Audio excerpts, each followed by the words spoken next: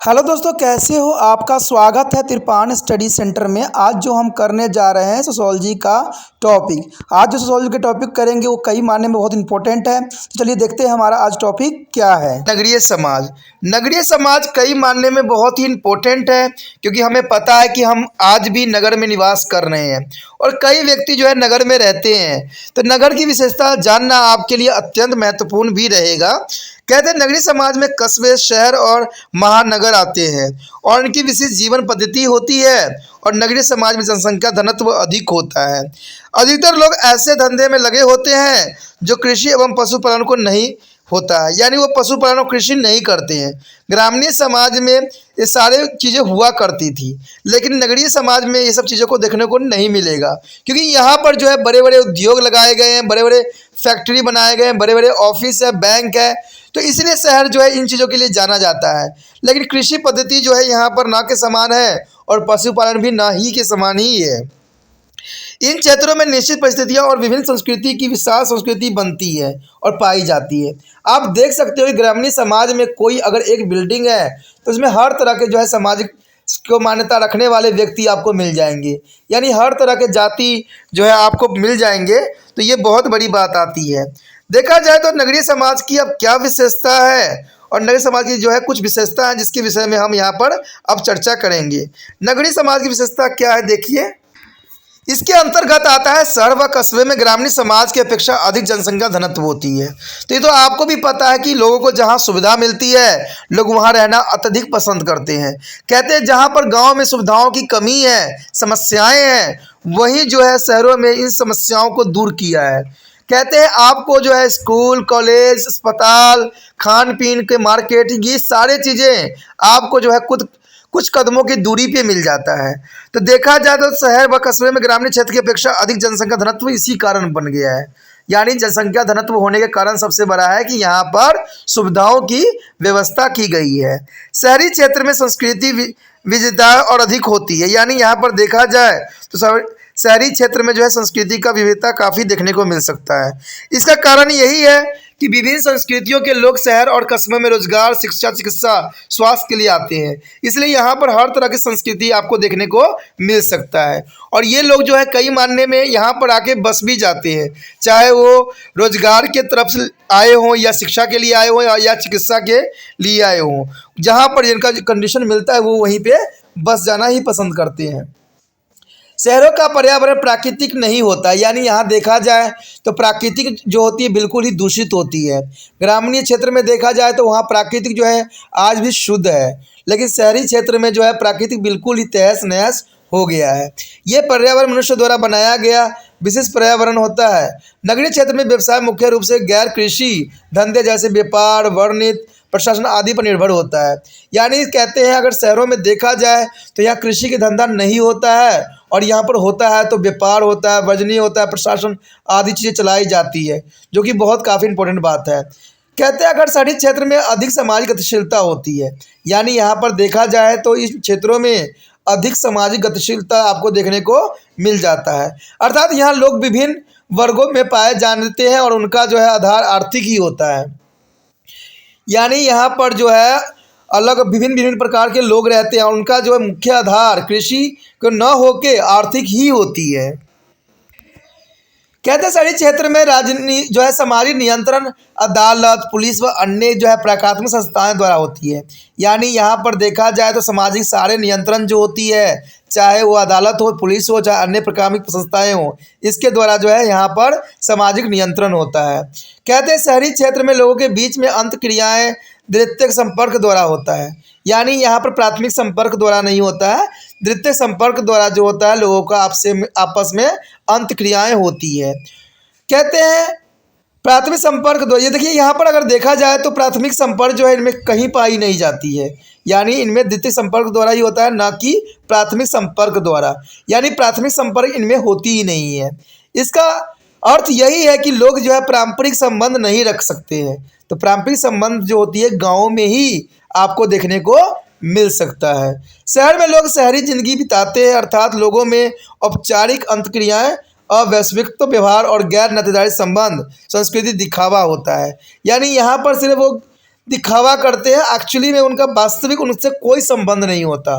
जैसे गांव में आपके रिश्तेदार होते हैं, आपके मित्रजन होते हैं जो आपके ही रिलेटेड होते हैं, लेकिन शहर में ऐसा कोई नहीं होता। यहाँ पर गैर नातेदारी संबंध होते हैं, यानी जिसको हम सिर्फ भाव और प्रेम से ही जानते हैं, उस प्रकार की नातेदारी देखने को आपको मिलेगा।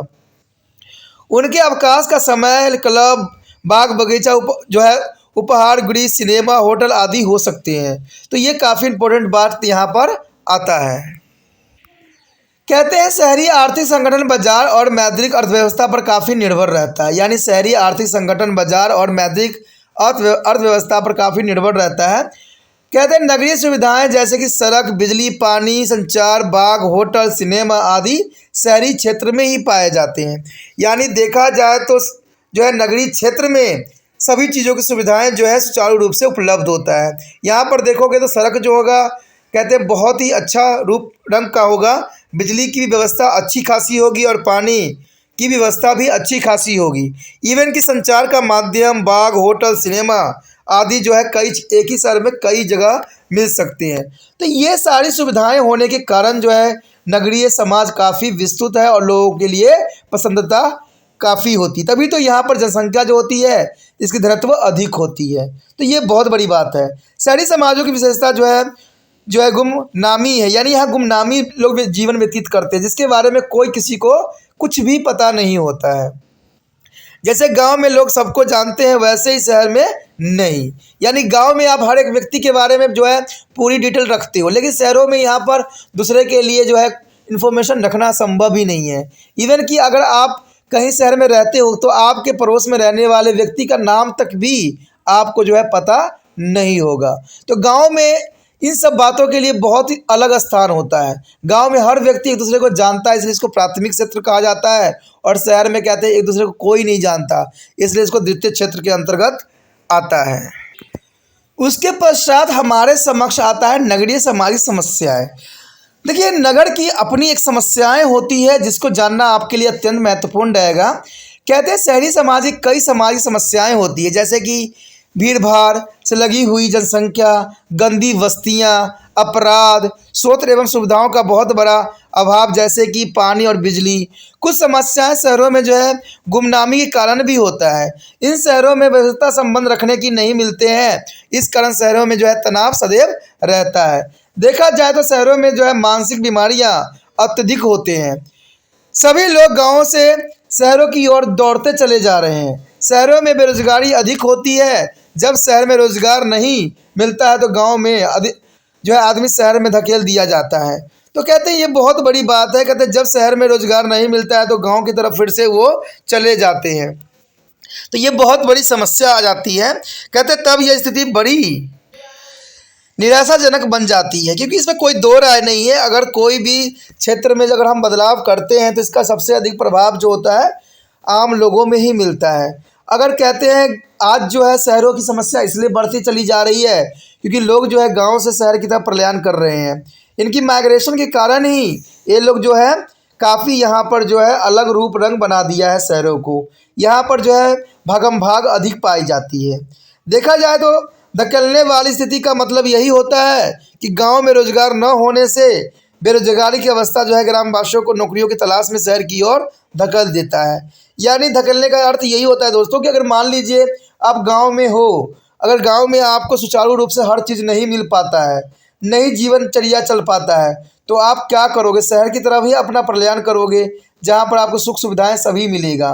कहते हैं गांव में जो है आज भी पुरानी पद्धतियों को अपनाया जाता है, लेकिन शहरों में जो है ऐसा नहीं है। इसी वजह से बहुत से लोग जो होते हैं गांव की तरफ जो है अपना रुख बना लेते हैं।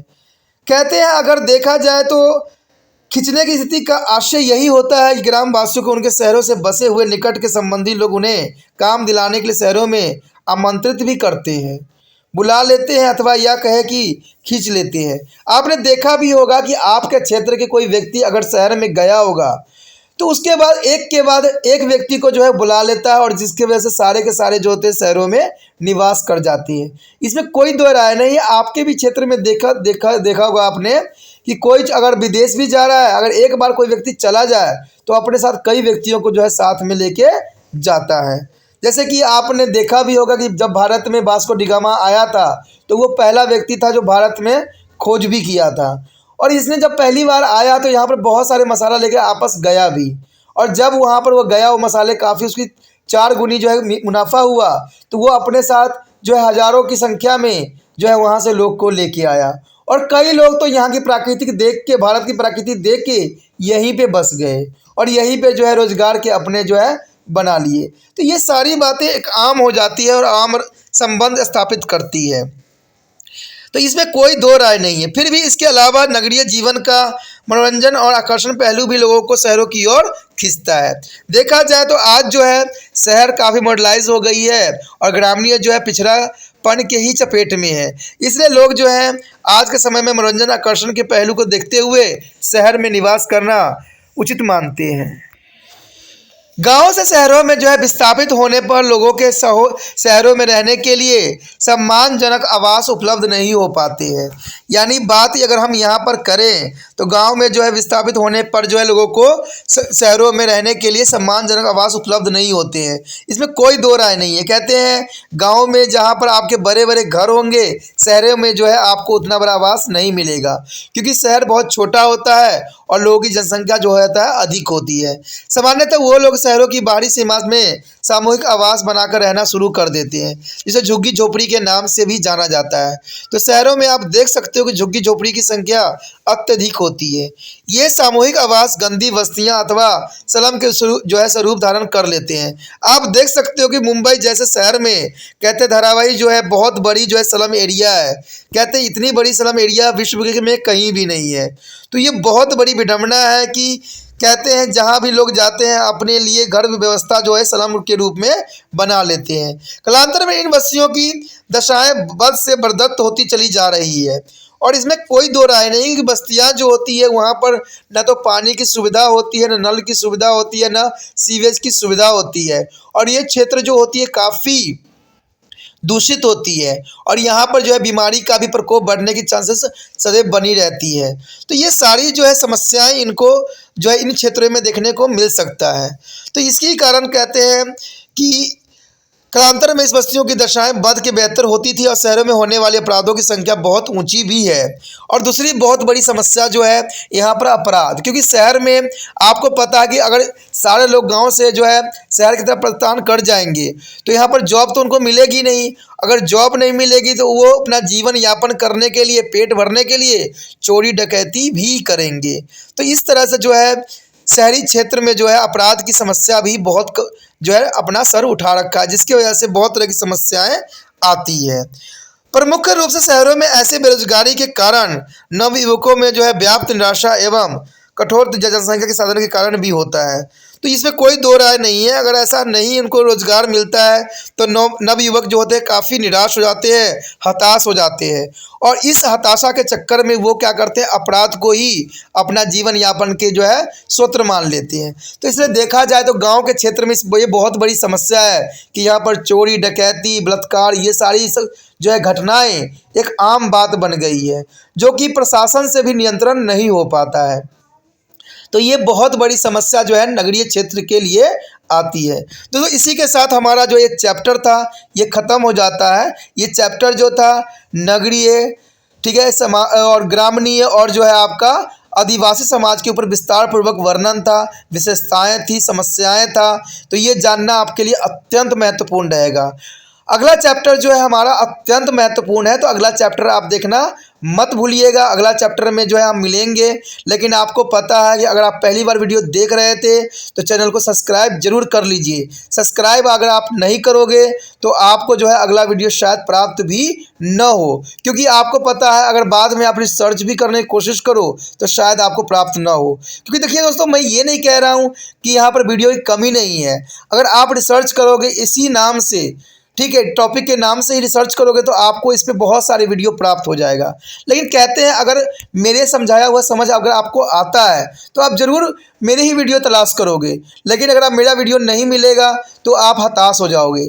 इसलिए मैं कहता हूं कि चैनल को सब्सक्राइब कर लेना आपके लिए फ़ायदेमंद रहेगा, क्योंकि आपको पता ही है कि ये जो है 8th क्लास से लेकर BA MA तक के बच्चों के लिए जो है सिलेबस आपको जो है तिरपान स्टडी सेंटर में उपलब्ध है। तो ये आपके लिए अत्यंत महत्वपूर्ण रहता है कि चैनल हम सब्सक्राइब कर लें। और चैनल सब्सक्राइब करने के साथ साथ जो है एक और बात आपको भूलना नहीं है कि दूसरे बच्चे तक भी इस वीडियो को पहुंचाना है। इसलिए आपने क्या करना है, जो है यूट्यूब से जो है लिंक को कॉपी करना है और व्हाट्सएप स्टेटस पे लगा देना है।